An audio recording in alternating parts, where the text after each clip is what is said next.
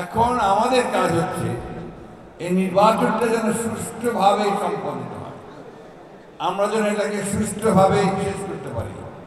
আমাদের দিকে আঙুল তুলে কেউ যেন দেখিয়ে বলতে না পারে যে আমরা আওয়ামী লীগের মতো জোর করে নিয়ে গেছি, এটা যেন কেউ বলতে না পারে। This is very important. এটা অত্যন্ত জরুরি কথা, কারণ আমরা বড় দল এখন, আওয়ামী লীগ নেই। আমাদেরকেই সেই দায়িত্ব পালন করতে হবে, একটা সম্পূর্ণ নিরপেক্ষ সুষ্ঠু নির্বাচন যেন হয়, তার জন্য আমাদেরকে কাজ করতে হবে।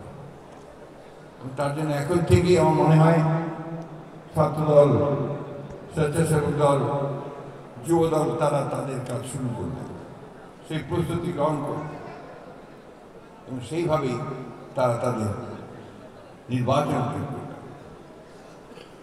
একটা আপনার কথা সবসময় বলা হয়, এটা ওর যত দোষ নন্দ দোষ বলে একটা কথা আছে না, অর্থাৎ anything happens in the country bad, তার বিএনপি তাই করে, তাই বলে না। এই জায়গাটা তো হচ্ছে ইচ্ছাকৃত বিএনপিকে বেনাইন করার জন্য, যেহেতু বিএনপি হচ্ছে সম্ভাব্য সামনের দিনের সারথি, কিন্তু বিএনপি সামনের দিনে রাষ্ট্র পরিচালনা করবে, সুতরাং তার বিরুদ্ধে এই সমস্ত মেলাইন করে তাকে যত খাটো করার চেষ্টা করা যায়।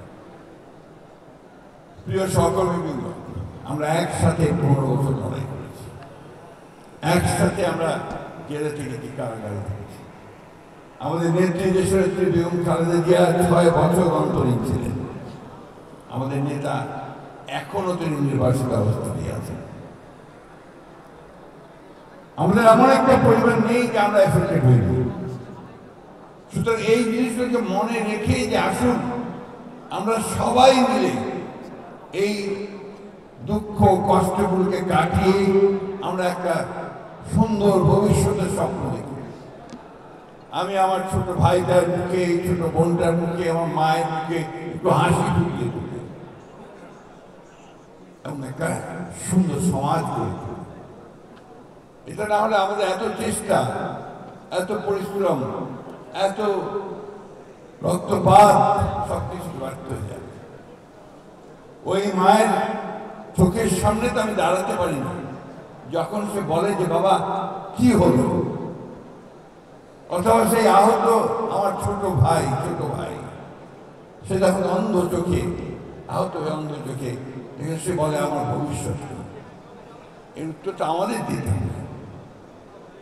সরকারের দিকে আঙুল লিখে দিলে হবে না, আমরাও এর জন্য একইভাবে রেসপন্স করব।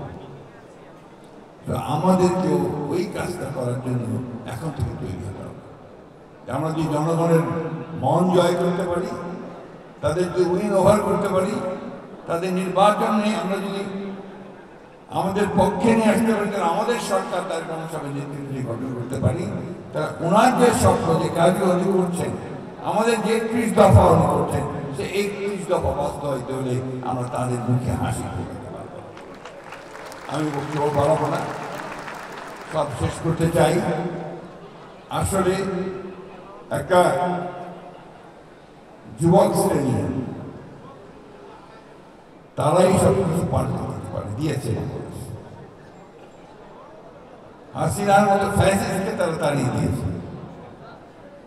আমরা পারবো না এখন একটা ভিত্তি, চমৎকার একটা ভিত্তি তৈরি করে, যেটা জিয়া রহমান সাহেব মাত্র 3 বছর তৈরি করেছিলেন, সেই রকম একটা ভিত্তি তৈরি করে এই দেশটাকে সত্যিকারের সামনের দিকে নিয়ে যেতে পারবো না? কি পারবেন না আপনারা?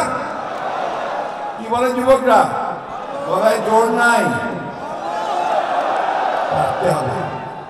পারতে হবে।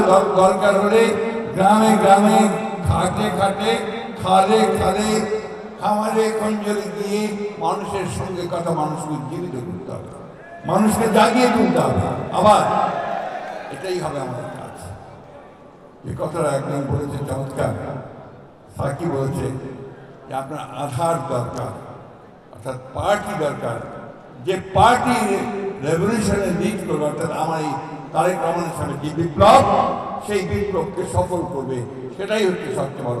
এবং আমরা দেশবাসী আশা করি যে এই তরুণ জেনারেশন আপনারাই হবেন সেই বিপ্লবের নেতা। ধন্যবাদ।